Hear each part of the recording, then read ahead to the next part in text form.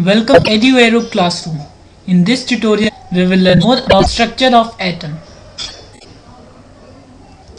Let us now discuss Bohr's model of atom. Bohr's model of atom was just a modification of Rutherford's model of atom. The main traits of Bohr's model of atom were: number 1, electrons revolve in some fixed orbits. It means that the electrons cannot revolve anywhere around the nucleus. They revolve only in certain fixed orbits. These fixed orbits are known as energy levels or stationary shells. Second is, in a particular orbit, energy of electron remains constant.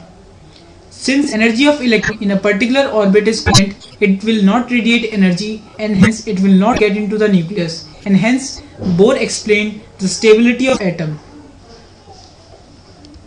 Although Bohr could explain the stability of atom, but he could not give any justification for his second postulate as to why the energy of electrons remains constant when an electron moves in a certain fixed orbit. Let us now discuss Bohr-Bury scheme. In Bohr-Bury scheme, Bohr described how electrons are filled in different orbits in an atom. The rules for filling of electrons in an atom are: number 1, the maximum number of electrons in an orbit can have is given by the formula 2n square.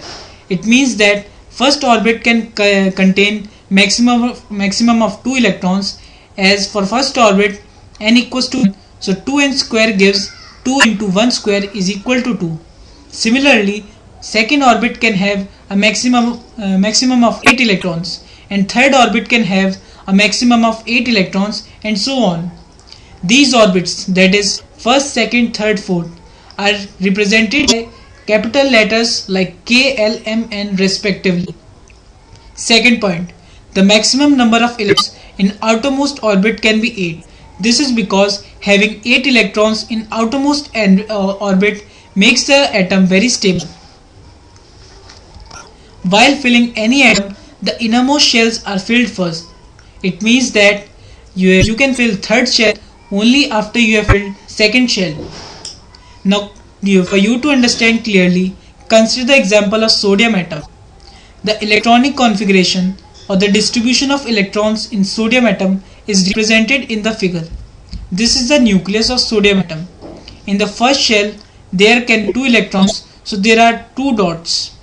In the second shell, there are 8 dots representing 8 electrons. The last shell has 1 electron because sodium has only 11 electrons. Now the electronic configuration of sodium atom can be represented as 2, 8, 1. Now let us learn about atomic number. Atomic number is defined as the number of protons in the nucleus of an atom. It is the identity of atom. If atomic number changes, the element also changes. The atomic number of first 20 elements are given below. Hydrogen has atomic number 1, helium 2, lithium has atomic number 3, beryllium is assigned the atomic number 4, boron 5, carbon 6, nitrogen 7, oxygen 8, chlorine 9, neon 10, sodium 11, magnesium 12, aluminium 13, silicon 14, phosphorus 15, sulfur 16, chlorine 17, argon 18, potassium 19, and calcium 20. If we know the atomic number, then we can write the electronic configuration of element. For example, take the example of magnesium.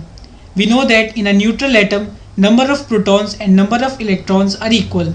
So in a neutral magnesium atom, number of electrons will be 12, and hence its configuration will be 2, 8, 2 as per the Bohr-Bury scheme. Now let us understand mass number. Mass number is defined as the sum of protons and nucleus in the nucleus of an atom. That is, mass number is equal to number of protons plus number of neutrons in the nucleus of an atom. Now the relation is A is equal to Z plus N.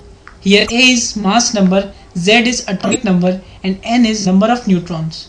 So in any atom of which we know mass number and atomic number, we can easily calculate the number of neutrons present in the nucleus of that particular atom.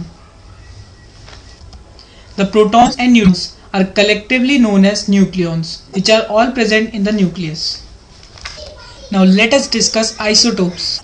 Isotopes are the chemical species with same atomic number but different mass number. For example, carbon has 3 isotopes, C12, C13, C14. Here 12, 13, 14 are the mass number of carbon.